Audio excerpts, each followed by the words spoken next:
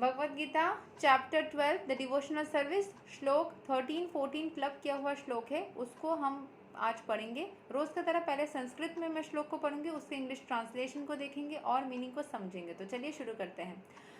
अद्वेष्टा सर्वा भूतानां मैत्रा करुणा इव च निर्ममो निराहनकरा समा दुःखा सुखस्यामि संतुष्टः सततं योगी यततमा धृता निश्चया मयि अर्पिता मानो बुद्धिर्यो मद्भक्ता सामा प्रिया। One who is not envious but is a kind friend to all living things, who does not think himself a proprietor and is free from false ego, who is equal in both happiness and distress, who is tolerant, always satisfied, self-controlled, and engaged in devotional service with determination, his mind and intelligence fixed on me, such a devotee of mine is very dear to me. सो भगवान श्री कृष्ण बोल रहे हैं, जो किसी के ऊपर हिंसा नहीं करते, सबके साथ काइंड रहते हैं, फ्रेंडली रहते हैं, जो who does not think himself, जो खुद को भगवान या मालिक नहीं समझता, जिसके अंदर कोई ईगो नहीं है, जो सबके साथ इक्वल बिहेव करता है एंड खुद भी अपने हैप्पीनेस या सैडनेस में इक्वल रहता है, जो टॉलरेंट है, नेगेटिव चीज़ों को भी पॉजिटिवली देखता है, जो सेटिस्फाइड रहता है, जो खुद को कंट्रोल करके रख सकता है, जो डिवोशनल सर्विस में खुद को रखता है एंड जिसका माइंड और इंटेलिजेंस हमेशा भगवान श्री कृष्ण के ऊपर बना रहता है, वो उसको भगवान श्री कृष्ण बहुत ज़्यादा पसंद करते हैं। ठीक है, सो कितने सारे चीज़ें करने पड़ेंगे भगवान के फेवरेट बनने के लिए। सो यहाँ के एक्सप्लेनेशन को समझ लेते हैं। Coming again to the point of pure devotional service, the Lord is describing the transcendental qualifications of a pure devotee. In these two verses, a pure devotee is never disturbed in any circumstances, nor is he envious of anyone. जो pure devotee है उसको किसी भी चीज़ में disturbance feel नहीं होती, वो किसी के ऊपर jealousy नहीं करता।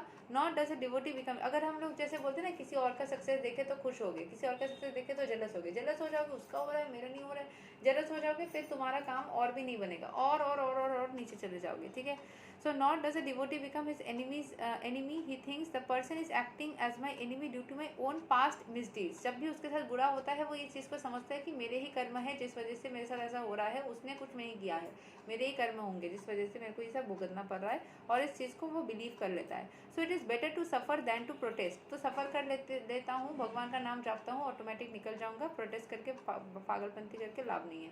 In the Shrimad Bhagavatam it is stated तत्ते नुकंपाम सुसमीक्षाम मणो भूजना इवतमा कृताम विपकाम। Whenever a devotee is in distress or has fallen into difficulty, he thinks that it is Lord's mercy upon him. जब भी कोई डिवोटी समस्या में पड़ता है तो सोचता है, वो भक्त सोचता है कि थैंक यू भगवान, आपने मुझे नेगेटिव एनर्जीज में दिया, तब तो मैं और आपके करीब जा रहा हूँ और मेरे जो खराब कर्म है वो भी धुल जा रहे हैं, तो इसके लिए मैं बहुत ग्रेटफुल हूँ। He thinks thanks to my past mistakes I should suffer far greater than I am suffering now. तो आगे चल के जितना देरी होगा ना, अगर आपने, जैसे मैं भगवान के ऊपर बहुत ग्रेटफुल, मैंने बहुत किसी को देखा, अपनी ज़िंदगी में देखा है और इस चीज़ के लिए ग्रेटफुल हूँ कि जब भी मैंने बुरा किया होता है कभी भी उसका फल तुरंत देखने को मिलता है, तो वो आपका सूद समेत नहीं होता है, वो सूद अब उसी वक्त हो जाए तो फाइनल, उसी वक्त कर्मा क्लेंस। अगर बाद में जाके उस टाइम आपने कुछ गलत किया और आपने सोचा कि मैं बच गई या बच गए, तो मतलब वो बच नहीं गए, वो बाद में आएगा, सूद समेत आएगा, तो जितना देरी होगा उतना प्रॉब्लम होगा। तो जो डिवोटी जिसके साथ बुरा होता है, बोलते थैंक यू भगवान, अभी आपने मेरे को दे दिया, आगे चल के और ज़्यादा वो सूद बढ़ता और सूद को मैं नहीं ले पाता, अभी बन गया तो अभी और अच्छा है। So it is by the mercy of the supreme law that I am not getting all the punishment I am due. जितना ड्यू है वो खट रहा है, बच गए, I am just getting a little by the mercy of the supreme personality of godhead. और वो जब कोई डिवोटी भगवान के ऊपर बना रहता है ना, तो उसको डिस्काउंट भी मिलती है, पापों के डिस्काउंट्स भी मिलते हैं, क्योंकि वो अपना पुण्य कमा लेता है भगवान के भक्ति कर करके प्रेम से। ठीक है, so therefore he is always calm, quite, patient despite of distressful situations और conditions. A devotee is also always kind to everyone, even to the enemy. शत्रुओं के साथ भी काइंडली बिहेव करता है। निर्ममा means that a devotee does not attach much importance to the pains and troubles pertaining to the body, because he knows perfectly well that he is not the material body. शरीर में दर्द होता है उसको लेके ज़्यादा चिक चिक चिक चिक नहीं करता है। ठीक है, बंगाली बोलते हैं पैना पीठ छे, अगर चिक चिक करो तो पैना पेटना। ठीक है, और He does not identify with the body, therefore he is free from the conception of false ego and is equipoised in happiness and distress. जो भी सिचुएशन हो उसमें इक्वली बैलेंस कर लेता है खुद को. He is tolerant and he is satisfied with whatever comes by the grace of the Supreme Lord. He does not endeavour much to achieve something with great difficulty, therefore he is always joyful. बहुत ज़्यादा कुछ चीज़ में जैसे एक guidance cards में है ना, just flow don't hustle, तो वो बहुत पागलपंती नहीं करता है, हसल नहीं करता मुझे चाहिए चाहिए बोल के, हसलर नहीं है वो फ्लो करता है एकदम, जो आ रहा है वो ही ठीक है, मुझे पता है मेरे सबसे बेस्ट ही होना है, ऐसा वो बिलीव करता है. ठीक है. He does not endeavour too much to achieve something with great difficult. उसको बहुत तकलीफ से करना पड़ेगा वो नहीं रहता, वो आराम से कर लेता है, जस्ट आराम से.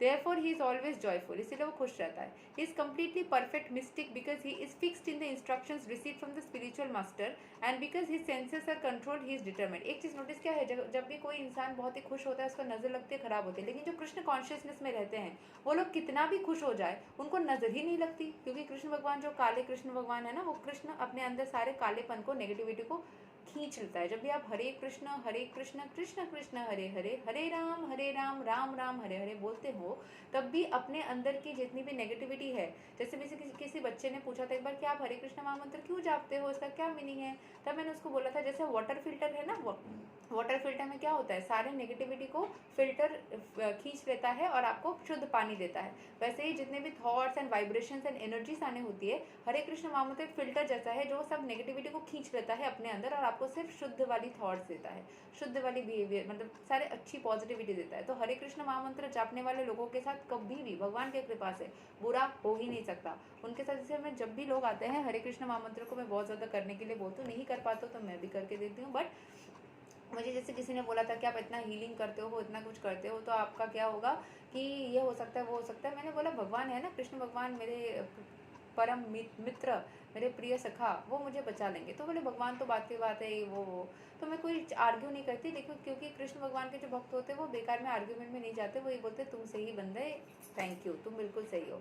तो वहीं पे वो मैच्योरिटी का भी एक वो होता है कि आप ज़्यादा उस चीज़ को एक्सप्लेन करने जाओगे बंदा समझेगा नहीं, अपने आप समझना होगा, भगवान की कृपा होगी तो वो अपने आप ही समझ जाएगा. Thank you. तो वो चीज़ है कि अपने आप ही वो इंसान समझ जाएगा. किसी को जाके कृष्ण गीता में भी कृष्ण भगवान ने बोला है किसी को जाके फोर्स मत करो कि हमारा नाम ले, वो लेना होगा अपने आप ले लेगा. लेकिन जो भक्त होते हैं वो इतना ज़्यादा दयालु होते हैं, वो चाहते हैं कि सबका भला हो, इसलिए ज़बरदस्ती सबको बोलते रहते हैं स्पिरिचुअलिटी करो स्पिरिचुअलिटी करो, भगवान का नाम लो भगवान का नाम लो, ताकि उनको भी फ़ायदा मिले. बट जिसको करना होगा वो अपने आप रियलाइजेशन उसके अंदर आएगी और वो चीज़ कर लेगा. ठीक है. So he is completely perfect mystic because he is fixed in the instructions received from the spiritual master, and because his senses are controlled, he is determined. He is not swayed by false arguments because no one can lead him from the fixed determination of devotional service. कोई उसको ना हटा ही नहीं सकता, उसको कुछ भी बोल करके कोई डिवोशनल सर्विस. अगर मुझे कितने भी लोग अगर आके बोल दे कि आप मुझे रीडिंग दे दो, ये कर लो, जब मुझे गीता पढ़ना रहेगा मैं सिर्फ गीता ही पढ़ूंगी, उसमें मेरे को कोई हटा नहीं सकता. अगर मुझे भगवान का मंत्र जाप करना हो मैं मंत्र जाप ही करूंगी. तो जो एक बार डिवोशनल सर्विस में स्ट्रिक्ट हो जाता है उसको कोई आके विचलित कर ही नहीं सकता भगवान की कृपा से. So he is fully conscious that Krishna is the eternal Lord and no one can disturb him. All his qualifications enable him to fix his mind and intelligence entirely on the Supreme Lord. जिस किसी धर्म से हो, कृष्ण को हिंदू धर्म, सनातन धर्म, वैष्णव धर्म के लोग करते हैं, अगर आप इस्लाम से या क्रिश्चियनिटी से हो, आप उस हिसाब से भगवान को मानो, लेकिन एक स्पिरिचुअल एनर्जी है उसको मानो, जो सुप्रीम लॉर्ड है उसको ज़रूर से मानो. Such a standard of devotional service is undoubtedly very rare, but a devotee becomes situated in that state by following the regulative principles of devotional service. ऐसा भक्ति ढूंढ पाना बहुत ही रेयर है. ठीक है. लेकिन जब आप भक्ति में रहते हो with practice makes a man perfect, तो धीरे धीरे आप प्रैक्टिस करते करते परफेक्शन में आ जाते हो. Furthermore, the Lord says that such a devotee is very dear to him, for the Lord is always pleased with all his activities in full Krishna consciousness. ऐसे भक्तों के ऊपर भगवान खुद बहुत ही ज़्यादा खुश होते हैं. ठीक है.